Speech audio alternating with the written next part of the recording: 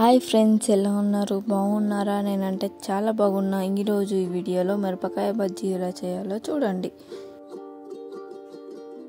మొదటిగా బౌల్ తీసుకోవాలి. 3 కప్స్ శనగపిండిని వేసుకోవాలి.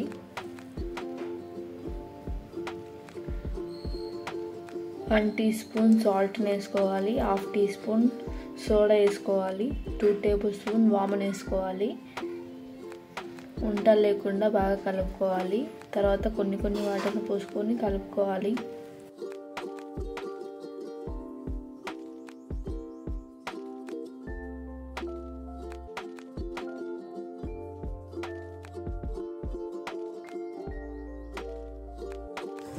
ఇలా బాగా ఉంటలు లేకుండా కలుపుకున్న తర్వాత 5 మినిట్స్ పక్కన ఉంచుకోవాలి. బాండి తీసుకొని ఆయిల్ వేసుకోవాలి.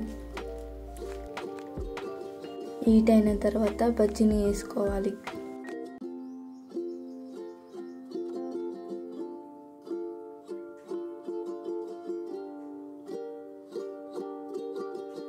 ఇలా సిమ్లో పెట్టుకొని ఎంచుకోవాలి.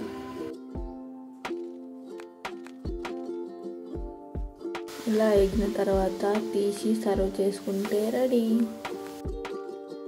వర్షం పడే వేళ బజ్జీని తినాలి. ఆహా, అంతే. ఎంతో ఎమ్మిగా మిరపకాయ బజ్జీ రెడీ. ఎలా ఉందో చూసి లైక్, షేర్ అండ్ సబ్స్క్రైబ్ చేసుకోండి. ఇంకొక రెసిపీతో మళ్ళీ కలుద్దాం.